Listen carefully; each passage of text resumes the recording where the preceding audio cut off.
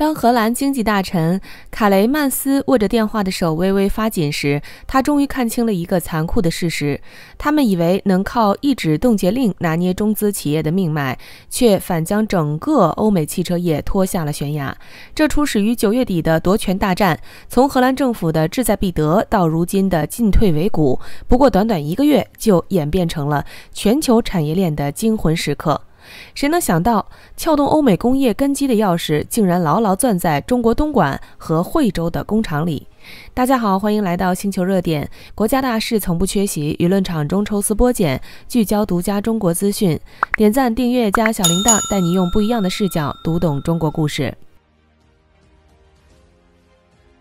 说真的，荷兰真的是打得一手如意算盘。他们以为控制了总部，中国境内的东莞、惠州工厂就会乖乖听话，继续正常出货，仿佛什么都没发生。要知道，仅东莞的封装测试工厂就承担了安氏半导体70%的芯片出货量，惠州那座8万平米的工厂更是产业链上的关键一环。他们好像忘了安氏背后站着的是谁。面对这出无理取闹，中国直接亮出硬招，10月4日起，价值数亿美元的晶圆与封装件全部锁在保税区，一箱都运不出去。与此同时，东莞、惠州基地的生产线调整为上4休3，工人工资一分不少照发。这一招直接戳中了欧洲工业的命门。欧洲汽车制造商协会率先炸锅，紧急喊话称，各大车企的车规芯片库存最多撑3周，生产线随时可能停摆。大众、宝马、奔驰这些巨头更是急得跳脚，公开骂街荷兰政府，这是要砸全行业的饭碗吗？连远在北美的美国车企也被波及，福特、特斯拉都面临停工威胁。原本想拿捏中资企业的荷兰，这下把整个欧美汽车产业链都拖下了水。压力之下，荷兰终于慌了。10月17日，荷兰经济事务部发表声明，字里行间满是妥协。中国境内的安氏半导体工厂出口受限，我方对此高度关注。我们正与中方有关部门以及其他相关欧洲国家政府和企业沟通解决此事。这话的潜台词再明显不过，求中国放一马，恢复正常经营，总部的事儿好商量。可中方态度很明确，这不是商量能解决的问题。又过了4天，荷兰才终于打通了中方的沟通电话。10月21日，商务部部长王文涛应约与荷兰经济大臣卡雷曼斯通话，直接亮明立场：中国高度重视中荷经贸合作，荷方针对安氏半导体采取的有关措施严重影响全球产供链稳定，中方敦促荷方从维护全球产供链安全稳定的大局出发，秉持契约精神和市场化、法治化原则，尽快妥善解决问题，保护中国投资者合法权益，营造公平、透明、可预期的营商环境。而卡雷曼斯只敢强调愿与中方密切沟通，寻找建设性解决方案。显然，荷兰明知自己理亏翻车，却还想磨磨蹭蹭找个台阶，保住那所谓的体面。毕竟他们一直标榜的契约精神、自由企业、法治社会、私人财产神圣不可侵犯，这些贞节牌坊可不能轻易倒。可德国哪管荷兰的牌坊？图片报很快爆出消息，大众沃尔夫斯堡总部生产的高尔夫车型将被迫停产，途观等热门车型也可能步后尘。德国电子服务商首席执行官齐尔纳直接对商报坦言，我们的市场陷入了巨大不确定性，仅汽车行业每年就有630亿个零部件来自安氏半导体。你可能不知道，安氏半导体生产的基础型、中低端芯片是汽车、照明、家电等行业的刚需品，一辆汽车里得装上好几百个这类芯片，而且安氏的产业链布局很清晰，荷兰奈梅亨总部负责产品设计和生产规划，欧洲工厂生产晶圆，再运到中国进行封装测试，最后把成品卖到全球。原本是大家有钱一起赚的好局面，荷兰却偏要亲手打破。要知道，安氏半导体能有今天，全靠中国企业的妙手回春。回溯它的身世，祖上是飞利浦的半导体部门，后来成了恩智浦的标准产品部门。2015年左右，欧洲半导体行业跟风搞轻资产转型，学美国耐克模式，只留设计和品牌总部，把利润率低、人工密集的制造环节甩出去。于是2017年，安氏被独立出来，可当时的他业绩平平，还背着一身债，堪称欧洲半导体行业的弃子。而文泰科技2006年成立之初做的是手机设计和代工，虽说规模做大了，但行业利润薄如纸。为了向产业链上游突破，文泰盯上了安氏。从2018年开始，历经2年时间、数十轮谈判、3轮复杂的资本运作、200多轮竞标，终于在2019年砸下300多亿人民币，拿下了安氏100%的股权。此后，安氏彻底改头换面，2022年营收达23.6亿欧元，毛利润从25%飙升到42.4%。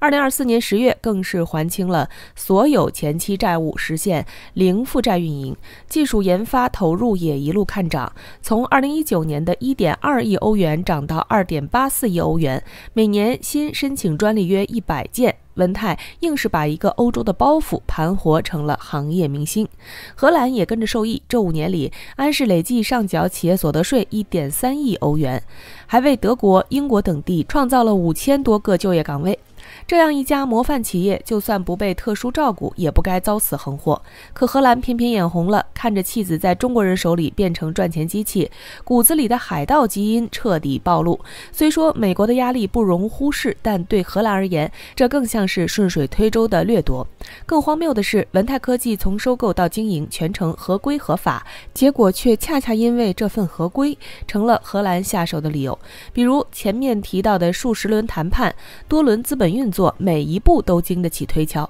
荷兰连一点法律瑕疵都找不到。为了维持安氏的欧洲属性，所有专利都在荷兰申请，核心研发机构留在欧洲，晶圆生产线放在德国汉堡和英国曼彻斯特。另外，总裁虽是中国人，但高管团队、研发团队乃至绝大多数员工都聘请欧洲人。可以说，安氏就是一家运营独立、技术完整、人员稳定的欧洲企业，只不过顶层由中国人主导管理。可荷兰政府却觉得，只要夺权总裁、剥离股东，就能掌控安氏。中国企业的善意反倒成了他们的突破口。再看荷兰这一系列精心策划的手段，简直是明抢还想披法律外衣。9月30日，荷兰经济部突然援引1952年的货物可用性法，对安氏下达全球资产冻结令。理由竟是安氏存在治理缺陷，可能危及芯片供应链。更阴险的是，荷兰早在2023年就悄悄把半导体纳入这部旧法的管辖范围，为今天的行动埋下伏笔。